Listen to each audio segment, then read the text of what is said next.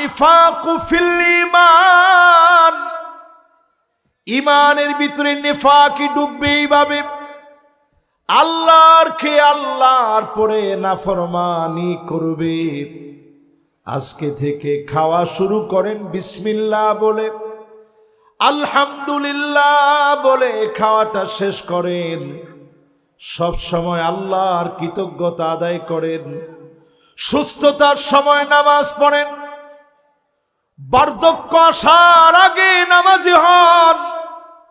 সুম্মা নুআম্মিরুহু নুনাক্কিসু ফিল খালক, সৃষ্টির ভিতরে একদিন দুর্বলতা চলে আসবে, হাড় গুড়গুলা নরম হয়ে যাবে। বয়স বাড়ার সঙ্গে সঙ্গে সব অর্গানগুলা দুর্বল হয়ে যাবে। এই বয়স আসার আগে নিজের আপনি আল্লাহর ইবাদতের দিকে দেখেন।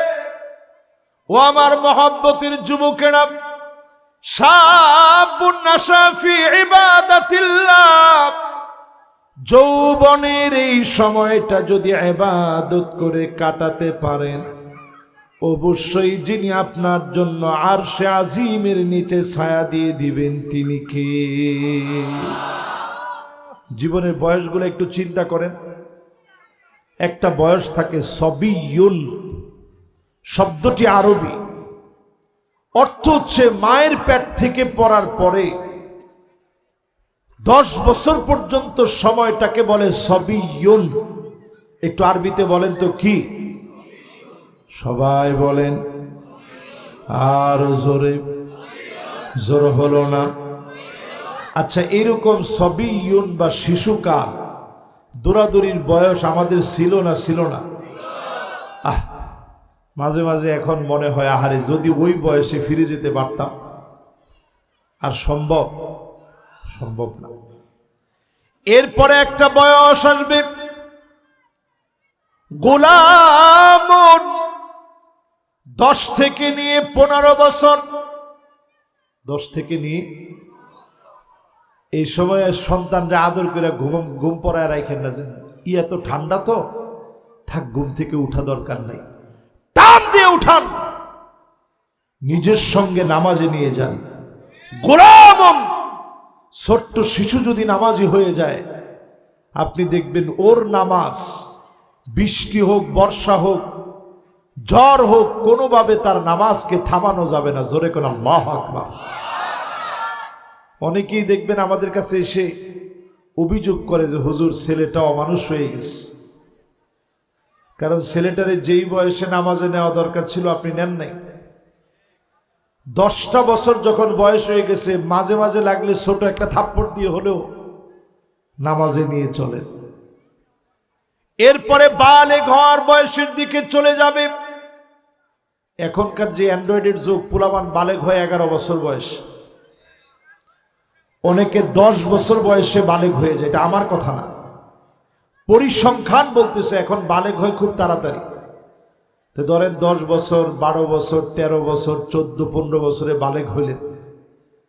জীবনের এই সময়টা কাটিয়ে যখন আপনার কলমটা চালু হয়েছে, এতদিন আল্লাহ কলমটা বন্ধ রাখছিলেন, এখন কলমটা যখন চালু করছে, চালু হওয়ার পর থেকে নিয়ে শাবাবুন, যৌবনের বয়সে পদার্পণ করলেন। বলেন কি বয়সে? তাহলে যৌবনের বয়সটা কি, এটাকে একটু বুঝে নেন। 15 থেকে নিয়ে 40 বছর, এই সময় আপনার কাছে মনে হবে সব উল্টায় ফেলবেন। আপনি নিজেই একটা টর্নেডো, সব উল্টায় ফেলবেন। ঠিক কিনা বলেন? দেখেন আপনারা সবাই ঠিক বলেন না, কিন্তু যুবক সব ঠিক বলছে। তাহলে একটু জোরে সরে বলেন তো ঠিক নেই? এই সময় অসুস্থ হইলে বউ বলতেছে একটু ডাক্তার দেখাও, আরে না কিচ্ছু না, ঠিক হয়ে যাবে। ঠিক না? ঠিক না? এই সময় যৌবনের বয়সে মানুষ এমন থাকে, ডাক্তার দেখাইতে বললেও ডাক্তার দেখাইতে চায় না, বলে সব ঠিক হয়ে যাবে। এই 40 বছর পর্যন্ত একটু ইবাদত যদি করেন, আল্লাহর আরশে আজিমের নিচে আপনার আল্লাহ ছায়া দিবে। জোরে কোন আল্লাহ। শুধু তাই না রে আমার ভাইয়েরা, এই জায়গায় যারা বসছেন, আল্লাহর জান্নাতে যাওয়ার জন্য সেদিন আল্লাহ পাক গোলামদেরকে ডাকবেন। জান্নাতের দরজার সামনে সেদিন সমবেত হয়ে যাবে। ওই জায়গায় দাঁড়ায় জান্নাতীর চোখে পানি। আল্লাহ পাক বলবেন, গোলাম আজকে তোমার চোখে পানি কেন? কেন তুমি কাঁদতেছ? বাপ সেদিন ডাক দিয়ে বলবে, আল্লাহ কোথায় আমার ছেলে, কোথায় আমার মেয়ে? আমার ছেলেটারে একটা নজর দেখি না, আমার মেয়েটারে পাই না, স্ত্রীটারে দেখি না। আল্লাহ পাক সেদিন বলবেন, আলহাকনা বিহিম যুররিয়াতাহুম ওয়ামা আলাতনাহুম মিন আমালিহিম মিন শাই। ফেরেশতারা তার ছেলেটারে নিয়ে আসো, মেয়েটারে নিয়ে আসো। অসংখ্য বাপ সেদিন তাকায়া দেখবে ছেলের গায়ে জাহান্নামের পোশাকটা পরা, মেয়ের গায়ে জাহান্নামের পোশাক পরা, স্ত্রীর গায়ে জাহান্নামের পোশাক পরা। আপনি জান্নাতি হয়েছে, সন্তানটা যদি জাহান্নামে হয় এক নজর শুধু দেখা হয়ে যাবে। এরপরে আল্লাহ বলবে, যাও যাও তাকে আবার জাহান্নামের দিকে নিয়ে যাও। বাপের চোখের সামনে থেকে টেনে হিচড়ে সন্তানের নিয়ে যাবে। মেয়েটারে জাহান্নামের দিকে নিয়ে যাবে, স্ত্রীকে জাহান্নামের দিকে নিয়ে যাবে। আর যদি জান্নাতি হয়ে যান, বন্ধু বান্ধব সহ যিনি জান্নাতে দেখা করায় দিবেন তিনি কে? এবার একটু আমার সাথে সাথে বলেন তো দেখি, ইমানের ফোঁটাগুলা বন্ধ করতে রাজি আছেন ইনশাআল্লাহ? মাশাআল্লাহ, সবার মনোযোগ আছে, সবার মনোযোগ আছে। তাইলে কোন ইমানের কাজে তাড়াহুড়া করা যাবে? এরপরে আল্লাহকে অস্বীকার করা যাবে? এরপরে আল্লাহ রাব্বুল আলামিন বলেন, ওয়া কানাল ইনসানু আকসারা শাইইন জাদালা। মানুষ সবচেয়ে বেশি তর্ক বিতর্ক করে। আমাদের দেশে বিতর্ক এখন আছে না নাই? চায়ের দোকানে গিয়া দেখেন, এক একটা পার্লামেন্টের মতো চায়ের দোকান, ঠিক না? ঠিক না? অনেকে চায়ের দোকানে বসলেই বলে আগেই ভালো ছিল। আহারে দেশের কি অবস্থা, আগেই ভালো ছিল। দুইজন পাশ থেকে আবার ঠিকই কইছস, আগেই ভালো ছিল। কোয়ার সাথে সাথে সে বলে, এই চা দে, বিল যা লাগে আমি দিব। ঠিক না? ঠিক না? ঠিক না?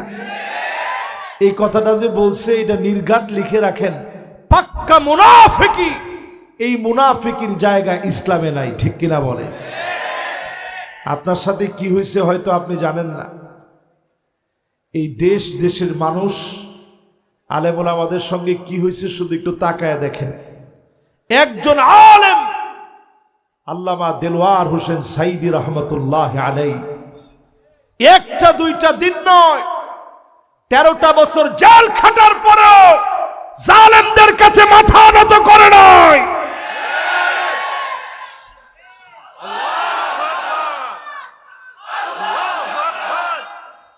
এই যে ভাই স্লোগান দিছে, মাশাআল্লাহ, স্লোগানটা আমার দিলটা অন্তত একটু নতুন করে জাগরিত হয়েছে। আমি অন্তত এটা বলতে পারি আজকের মাহফিলে, 16টা বছরে জালেমরা অনেক কিছু কেড়ে নিয়েছে, নারে তাকবীর স্লোগান তারা কেড়ে নিতে পারে নাই। ঠিক নি? ঠিক নি? এখন একটু তাকায় দেখেন, যেই শাহবাগে রাজাকার বলে বলে তারা স্লোগান দিয়েছে, ওই শাহবাগ শীতের ভিতরে উত্তাল হয়ে গেছে। স্লোগান একটাই, নারায়ে তাকবীর। ঠিক নি? ঠিক নি? তাহলে একটু আমার লগে লগে কম তো দেখি, জালেমরা জিতছে না আমরা জিতছি? অথচ 16 বছর আমরা এই মুন্সিগঞ্জে মাহফিল আইলে তাকবীর দিতে হইলে কইতো থাম। আচ্ছা, তাকবীর কি কোনো দলীয় স্লোগান নাকি? তাকবীর কার স্লোগান? ওয়াকাব্বিরহু তাকবীরা। স্লোগান যদি মালিকের নামে দেন, আওয়াজ করে বড় আওয়াজে স্লোগান দিবেন, এই স্লোগানকে যিনি দামি বানায়া দিবেন তিনি কে? এবার আমার ভাইয়েরা, বিতর্ক আজকে থেকে ছাড়বেন, হয় চুপ থাকবেন নাইলে ভালো কথা বলবেন। আলতু ফালতু কথা মেহেরবানি করে বাদ দিবেন। বাসের মধ্যে উঠছেন, একজনের জিগায়, আপনি কই যাইবেন? আমার ছেলের বাড়িতে। বাড়িটা কোন জায়গায়? যাত্রাবাড়ি। যাত্রাবাড়ি কোন জায়গায়? অমুক জায়গায়। নিজের বাড়ি না ভাড়া বাড়ি? এই যে কথাটি কইছেন, লাভ আছে? কি সব হয়েছে কম? এরপরে জিজ্ঞাসা, ছেলে কি করে? চাকরি বাকরি আসেনি? আছে তো। কি চাকরি করে? পুলিশে। আরে কথা কেন? পুলিশে কর লগে লগে কয়েছেন 80 দিয়ে লেছে। এরপরেরটা হলে তো আপনি এমনি আসবেন। এরপর লগে লগে জিজ্ঞাসা, উফুরি সুফুরি কিছু আসেনি? কথা কয় না। এই যে আপনি বেহুদা কথাটি কইলেন, যতটি কথা কইলেন, এতে সব হয়েছে না গুণ হয়েছে? গুণ হয়েছে, গুণ হয়েছে। আদমানুলাহুল জান্নাত। এই নতুন বৎসরে আপনি টার্গেট নিয়ে নেন, জিহ্বাকে সংযত রাখবেন, লজ্জাস্থানকে হেফাজত করবেন। আপনার জন্য যিনি জামিনদার হয়ে জান্নাতের জন্য সুপারিশ করবে আমার নবী, নবীর সুপারিশের কারণে যিনি জান্নাতি বানায় দিবেন তিনি কে? এরপরে ইমানের ফুটা কিভাবে করেছিলেন? ওয়াকানাল ইনসানু কাতুরা।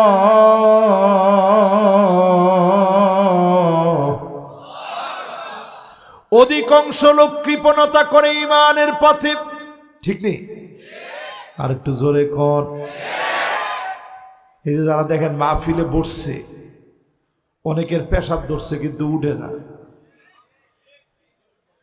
ঠিক না? আর অনেকে পেশাব ধরছে না কিন্তু সিগারেট খেতে মন চাইছে, উঠে গেছে, নিয়ত করছে সিগারেটটা খাইয়া আইয়া এরপরে শুনি। এই যে ধোঁয়া খাইতেছেন, আর দুঃখ আর দুখান, যত ধোঁয়া আছে সব ধোঁয়াগুলো জাহান্নামের একটা উপাদান। মুমিনদের সাথে ধোঁয়ার কোনো সম্পর্ক। খাইবে না? আরে কথা কয় না, খাইবে না? যুবক ফুলাবানদের কাছে চার্জের সিগারেট থাকে। আমি তো এটা মনে করছি, আল্লাহু আকবার, একদিন বিমানে পড়ছি, দেখি কি একজনে চুপি চুপি কি করতেছে, আমি মনে করছি তসবিহ পড়তেছে মনে হয়। আমি দেখি মাথাটা নিচের দিকে দিয়া সুন্দর করে এরকম ঢাক্কা রুমাল দিয়া বইছে। এরা বিয়ান তো, তা আমি মনে করছি সুবহানাল্লাহ, বুজুর্গ লোকটারে এমন তসবিহ পড়তেছে। পরে দেখি খুব আস্তে আস্তে ক্ষীণ ক্ষীণ ধোঁয়া বের হয়। আমি চিন্তা করলাম যে সুবহানাল্লাহ, বিমানের ভিতরে বইয়া সিগারেট খাওয়া নিষেধ, ধোঁয়া আসে কই থেকে? পরে হেরে আমি জিজ্ঞাসা করতেছি, আনতা তুদাখিন? আমারে বলতেছে উস্কতি হাবিবি। আমি জিজ্ঞেস, তুই কি সিগারেট খাস? চুপ থাক তুই। তা আমি কইলাম যে তুই এনে সিগারেট পাইলি কই? পরে হ্যাঁ আমার দেখাইতেছে এরকম ছোট্ট একটা পেন ড্রাইভের মতো, এটা আস্তে করে সে নিয়ে ধোঁয়া ছাড়তেছে না, অনেকক্ষণ ভিতরে রাখা মালাকুল মৌতরে ডাকতেছে। তার ভিতরে দম টম বন্ধ হয়ে দেয়, যে এরকম খিচ্চা রয়েছে। আমি চিন্তা করলাম, আল্লাহ এটা খায় কি? কয় যে হুজুর এটা পেন ড্রাইভের মতো, এটা আপনি বুঝতেন না। আমি যখন জিগাইলাম যে কিরে এটার থেকে আবার ধোঁয়া বেরোয় কেমনে? কয় এটা চার্জ করে করে খাই। আমি কই মুমকিন তুষাহীন? কয় না, এটা আমি চার্জ দেই, চার্জ দিয়া দিয়া পরে খাই। পরে আরে কতক্ষণ বুঝাইলাম যে বাবার এইগুলা খাইস না, এগুলা না খায় ভালো কিছু খাইস। ভালো কিছু খাইলে মুসলমানদের অনেক ফায়দা হবে। আগামী দিনের দিন বিজয়ের জন্য সবচেয়ে বড় অবদান রাখতে হবে যুবকদের, ঠিক কিনা বলে? আজকের মাহফিল থেকে সিদ্ধান্ত নেন মুসলমান, 4 নসিহতকে জীবনের সঙ্গী বানায় নিবেন। 1 নাম্বার নসিহত, মান আরাদা সাহিবাহু ফাল্লাহু ইয়াকফি। আল্লাহকে বন্ধু বানায় নিবেন। আওয়াজ করে বলেন, আল্লাহকে কি বানাবেন? সবাই বলেন, কি বানাবেন? এবার সবটা মিল্লা একত্রে বলেন তো, আল্লাহরে কি বানাবেন? আল্লাহরে বন্ধু বানাইতে তেমন কিছু দিতে হয় না, শুধু সেজদা দিবেন। ওয়াসজুদ ওয়াক্তারিব, সেজদা দিবেন, মালিকের নিকটে যাবেন। সেজদা দিবেন, কাছের হবেন। সেজদা দিবেন, আপন হবেন। যত সেজদা দিবেন তত মালিকের বন্ধু হবেন। জোরে কোন আল্লাহু আকবার। আকরাবু মা ইয়াকুনুল আবদু মির রাব্বিহি ওয়া হুয়া সাজিদুন ফাকসিরুদ দুআ। অধিক পরিমাণে সেজদায় গিয়ে দোয়া করবেন। যত দোয়া করবেন, যিনি আপনারে দামি আপন বানায় নিবেন তিনি কে? আলী রাদিয়াল্লাহু তাআলা আনহুর লোকেরা নিচে ওয়াজ করার জন্য, আজকে যেমন আপনারা আমাদেরকে দাওয়াত করে আনছেন, উনি বলছে আজকে তোমাদেরকে 4টা ওয়াজ করব, কিন্তু সবাই মুখস্থ করে নেওয়া লাগবে। ওই যুগে তো মাইক ছিল না। আলী রাদিয়াল্লাহু তাআলা যদ্দুর বলছেন, পরের লোকেরা শুনে শুনে পরের লোকদেরকে বলছেন, পরের লোকরা শুনে শুনে পরের লোকদেরকে বলছেন। এইভাবে একজনের পর একজন কানে কানে প্রত্যেকে নিয়ে গেছে। এখন আপনারা আজকে মুখস্থ করা সহজ। বলেন তো, 1 নম্বরে বন্ধু বানাইবেন কারে? মাশাআল্লাহ। আরেকটা বার বলেন তো, কারে? আল্লাহকে বন্ধু বানানোর জন্য নামাজি হয়ে যান। 92% মুসলমানের দেশে ইসলাম এখনো শক্তিশালী হয় নাই, কারণ এই দেশে সব আমরা পেয়েছি, এখনো পর্যন্ত জমিনে নামাজকে কায়েম করতে পারি নাই। ঠিকনি ঠিকনি ঠিকনি। আজকে থেকে নিয়ত করেন, নিজে নামাজ পড়বেন, নামাজিদের সঙ্গী হবেন, নামাজিদেরকে দাওয়াত করে আনবেন, বেনামাজিরে মসজিদে ঢুকাবেন। সেদিন বেশি দূরে না, কালেমার পতাকা পতপত করে উড়বে, কোন জালেম আটকায় দিতে পারবে না, পারবে না, পারবে না। 2 নাম্বার নসিহত হযরত আলী রাদিয়াল্লাহু তাআলা আনহু করলেন, ওয়ামান আরাদা মুনিসান ফাল কুরআনু ইয়াকফি। এই কোরআনকে যদি সঙ্গী বানায় নেন, এই কোরআন আপনারে শান্তি দিবে। আমরা এই কোরআনকে সঙ্গী বানাতে পারি নাই। আমরা এই কোরআনকে সম্মান দিয়ে আলমারির উপরে উঠায় রেখেছি, মাঝে মাঝে নামায় চুমা দিই, ভালো থাকলে পরিষ্কার করে। এই জন্য আল্লাহ কোরআন দেন নাই। আল্লাহ কোরআন দিয়েছে প্রত্যেক দিন যেন অন্তত আপনি কিছু না কিছু হলেও কোরআন পড়েন। জোরে কোন আল্লাহু আকবার। আমাদের দেশে ওই যে আমি বলতেছিলাম, জীবনের বয়স 15 থেকে 40 শেষ, 40 থেকে অনেকের বয়স 40 থেকে 60 পর্যন্ত গেছে। এটারে আরবিতে বলে মুদ্দাতুল কুহুল, চোখের নিচে কালো দাগ পড়ে যাওয়ার বয়স। আপনি দেখবেন যখন 40 থেকে 60 হয়ে যায়, তখন চোখের নিচে অটোমেটিক কালো দাগ পড়ে যায়, চোখের নিচে ফুলা হয়ে যায়, ঘুম আগের চাইতে কম হয়। এটাকে আরবিতে মুদ্দাতুল কুহুল বলে। এরপরের বয়সটার নাম শাইখুন। 60-এর উপরে যত আপনার বয়স হলো, কেমন যেন জীবনে সবটুকু দুর্বল হয়ে যাচ্ছে।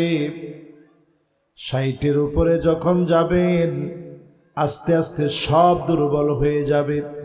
দাড়িগুলা সব সাদা হয়ে যাবে, চুলগুলা পেকে যাবে। এই সময়টাতে আগের মতো সেজদা দিতে পারবেন না, শরীরটা দুর্বল লাগবে, দুর্বল হয়ে যাবে। এজন্য যৌবনের বয়সে যদি ইবাদত করেন, যিনি আপনাকে আপন বানায় নিবেন তিনি কে? নবীজির কাছে একজন সাহাবী আসছে, বয়স ওনার 85 থেকে 90 হবে। এখানে 85 থেকে 90 বছরের কেউ আছেন? সুবহানাল্লাহ। আপনার কত? মাশাআল্লাহ, আল্লাহ ওনারে হায়াতে তয়্যিবা দান করুক। চিল্লায় বলেন আমিন। সুবহানাল্লাহ।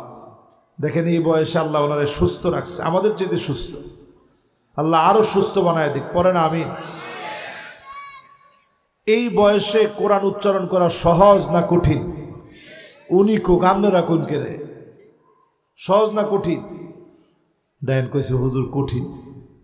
এই বয়সে রাসূলের কাছে একজন সাহাবী আসছে, এসে বলতেছে, ইয়া রাসূলুল্লাহ, আপনি আমারে কিছু একটা পড়ায় দেন। নবীজি বললেন, ঠিক আছে পড়েন। আলিফ লাম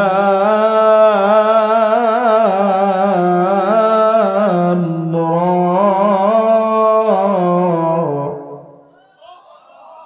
সাহাবী শুনেই বলছি, ইয়া রাসূলুল্লাহ, এটা তো বড় সূরা, এটা আমি পারবো না, আমার ছোট কিছু পড়া। নবীজি দেখতে চাইলেন ওনার ধৈর্যটা কেমন। বলছে ঠিক আছে তাইলে পড়েন। হামিম।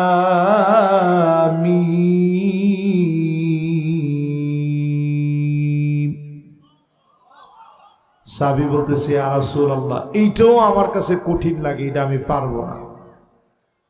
নবীজি বলতেছেন ঠিক আছে তাইলে পড়েন। سبح اسم ربك الأعلى الذي خلق فسوى والذي قدر فهدى والذي أخرج المرعى। সাহাবী বলতেছে, ইয়া রাসূলুল্লাহ, এটাও কঠিন লাগে, এটাও আমি পারবো না। আচ্ছা আমরা হুজুর রইলে কি করতাম? কইতাম এত বছর কি করছেন আপনি? নবীজি একবারও এই কথা বলে না, আদর করে বলছে ঠিক আছে অসুবিধা নেই, যদি এটা কঠিন লাগে তাহলে চলেন এটা পড়ি।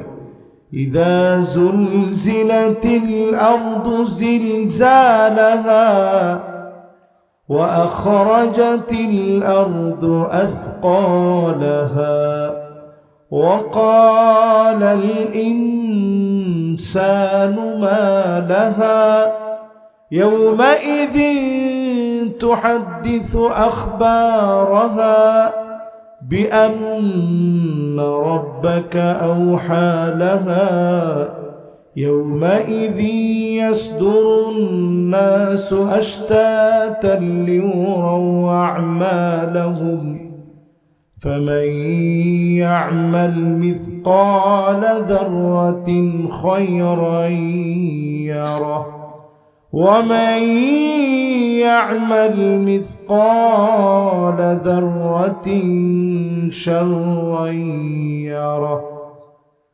ইদ্দুর যখন পড়ায় দিছেন, সাহাবী বলতেছে, ইয়া রাসূলুল্লাহ, এটা আমার মনে ধরে গেছে, এটা আমি মুখস্থ শুরু করে দিছি। জোরে কেন আল্লাহু আকবার। নবীজি ডাক দিয়ে বললেন, সাহাবীরা শোনো, জান্নাতি কোন লোক যদি দেখতে চাও, বৃদ্ধ মানুষের দিকে তাকাও। এই একটা সূরা মুখস্থ করে নিলেন, একটা সূরার বিনিময়ে যিনি জান্নাতি বানায় দিবেন তিনি কে? আর আমরা 92% মুসলমানের দেশে এখনো যদি কই সূরা ফাতিহাটা পড়েন, পরে ইহদিনাস সিরাতাল মুস্তাকিম হইছে। সূরা ফাতিহা পড়তে গেলে বোঝা যায় যে ওনার বয়স অন্তত 100 বছরের কাছাকাছি, কিন্তু আসলে বয়স তেমন হয়নি। কিন্তু কোরআন তেলাওয়াত করতে গেলে আয় হায় হায় রে, আমাকে ভাঙ্গা চুরা যায় সব। ঠিকই কোরআন আপনি পড়া শিখবেন, বিপদে পড়বেন যখন কোরআন শিখতে হবে। আগামীর পৃথিবীর চ্যালেঞ্জ মোকাবেলার জন্য ফায়ার সার্ভিস দিয়ে লাভ হবে না। কোরআন যে যত পড়বেন তত বেশি আল্লাহ বিপদ উঠায় নিবে। জোরে করে আল্লাহু আকবার। আপনারা আমার সাথে আছেন না গেছেন? এবার একটু আপনাদেরকে বুঝাই। বর্তমান পৃথিবীতে আযাবের একটা মহড়া চলতেছে, মহড়া। ইথিওপিয়ার ভিতরে 12,000 বছর ঘুমায় ছিল যে আগ্নেয়গিরি, আল্লাহ বলছে জেগে যা, ওর জেগে ওঠ। আগ্নেয়গিরি এমন ভাবে ফেটে পড়ছে, 14 কিলোমিটার উঁচা হয়ে আগুন দানব আকৃতিতে ছড়ায় পড়ছে। কোনো ফায়ার সার্ভিস দিয়ে কোনো লাভ নাই, কেউ থামাইতে পারে নাই। ধোঁয়াগুলো গিয়ে মিশে গেছে পাকিস্তানের মেঘমালার সাথে, ভারতের মেঘমালার সাথে, ওমানের মেঘমালার সাথে, ইয়েমেনের মেঘমালার সাথে। কি বুঝলেন? তার মানে হচ্ছে এরকম যদি 2026-এ আর 30 থেকে 40টা আগ্নেয়গিরি ফেটে পড়ে, গোটা দুনিয়ার অবস্থা টালমাটাল হয়ে যাবে, কুল কিনারা খুঁজে পাওয়া যাবে না, আযাব কত ভয়াবহ হয়ে যাবে। আল্লাহ পাক আমাদেরকে প্রতিনিয়ত ডাকতেছে, আওয়ালা ইয়ারাউনা আন্নাহুম ইফতানুনা ফি কুল্লি আমিন মাররাতান আও মাররাতাইন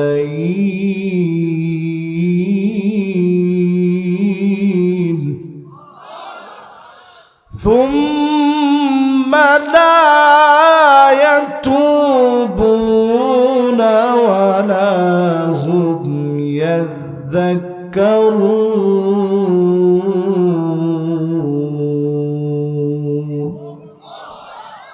এজন্য আজকে থেকে নিজের টাইনা নিয়ে আসেন দিনের দিকে, এই কোরআনের সঙ্গী হয়ে যান, নিজে কোরআন পড়া শিখেন। আচ্ছা, রমজান আসবে, এরপর আপনি কোরআন শিখবেন না, আপনার চাইতে বঞ্চিত আর কে হতে পারে? ইয়াদউনাল্লাহ সিত্তাতা শুনিন আইয়ুবাল্লিগুহুম রমাদান। সাহাবায়ে কেরাম 6 মাস ধরে দোয়া করতেন, আল্লাহ রমজান পর্যন্ত পৌঁছায় দিয়ে। ইয়াদউনাল্লাহ সিত্তাতা শুনিন আইয়াতাকাব্বালাহু মিনহুম। 6 মাস দোয়া করতেন, আল্লাহ যা আমল করেছি কবুল করে নিন। গোটা বছরটা রমজানের চিন্তায় চিন্তায় কাটায় দিতেন। 6 মাস দোয়া করতেন রমজান পাওয়ার জন্যে, 6 মাস দোয়া করতেন দোয়াগুলা কবুল হওয়ার জন্যে, আমলগুলা কবুল হওয়ার জন্যে। রমজান আসার আগে যদি কোরআন শিখার জন্য নিয়ত করে ফেলেন, আপনাকে আমাকে যিনি অবশ্যই শিখায় দিবেন তিনি কে? তাহলে 2 নাম্বার শেষ। 3 নাম্বার নসিহত আপনার জন্য, আমার জন্য, সবার জন্য। ওয়ামান আরাদা গিনা ফালকিনাতু তাকফি। অল্পে যদি তুষ্ট হয়ে যান, যিনি আপনাকে আমাকে ধনী বানায়া দিবেন তিনি কে? তাহলে এবার আমার সাথে সাথে বলেন তো দেখি, ধনী হতে চান না এখানে এমন কেউ কে আছেন? ধনী হতে চাই না এরকম কেউ কে আমরা আসি? সত্যিকারে কে আসি? আমি হুজুরে বলেন যে হুজুর আপনি ধনী হইবেন না, যত একজনে কইছে হুজুর আপনি তো এমনি ধনী। আল্লাহ কবুল করো। ধনী হইতে খারাপ না, তবে ধনী হইবেন অল্পে তুষ্ট হইয়া, খাম খাম করেন না, আরো লাগবে আরো লাগবে আরো দাও, এই নিয়তটা বাদ দিয়ে অল্পে তুষ্ট হন, যিনি আপনাকে ধনী বানায় দিবেন তিনি কে? আমি 4টা নসিহত হযরতে আলী রাদিয়াল্লাহু তাআলা আনহুর নসিহত করতেছি। এই 4টাও অন্তত আজকের এখান থেকে উঠার আগে আপনাদের মুখস্থ করা লাগবে। 1 নাম্বারটা কি বলছিলাম? জোরে কোন, আর একটু জোরে। মাশাআল্লাহ, এই যে ছোট ছোট বাচ্চারা কইছে আল্লাহরে বন্ধু, এদের গুনাই নেই, কলম বন্ধ, এরা বলছে আল্লাহরে বন্ধু বানায় নিতে। 2 নাম্বারটা কি? কোরআনকে সঙ্গী। জোরে কোন, কোরআন রে। তিন নম্বরে প্রিয় ভাইয়েরা আমার, অল্পে যদি তুষ্ট হয়ে যান আল্লাহ আপনারে ধনী বানায় দিবে। আমার নবী তেমন কোনো সম্পদ চান নাই। ফজরের নামাজের সময় নবীজি বের হয়ে যেতেন, তাহাজ্জুদের নামাজ পড়ে জায়নামাজে নবীজি এত পরিমাণ কাঁদতেন। আম্মা জান আয়েশা বলেন, আজিজুন কাজিজিল মিরজাল, ফুটন্ত পানিগুলা টকবক করে ফুটলে যেমন আওয়াজ হয়, নবীজির ভিতর থেকে এমন আওয়াজ বের হতো। আমার ছোট্ট ঘরের ভিতরে নবীজির ভিতর থেকে কান্নার আওয়াজগুলা যখন বের হতো, আমি আয়েশা আমার কানটাকে নিয়ে নবীজির জবানের সামনে নিয়ে যেতাম। কি বলে নবীজি এত পরিমাণ কান্দে, জবানের সামনে যখন নিতাম আমি শুনতাম অন্য কোনো কিছু বলে নবীজি কান্দে না। নবীজি আমার কান্দে আর বলে, আল্লাহুম্মা উম্মতি।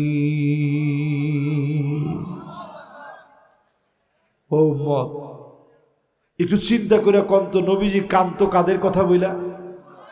একটু বুকে হাত দিয়া কোন কাদের কথা বইলা? এই আমাদের কথা বলে নবীজি কাঁদতেন সিজদায় পড়ে।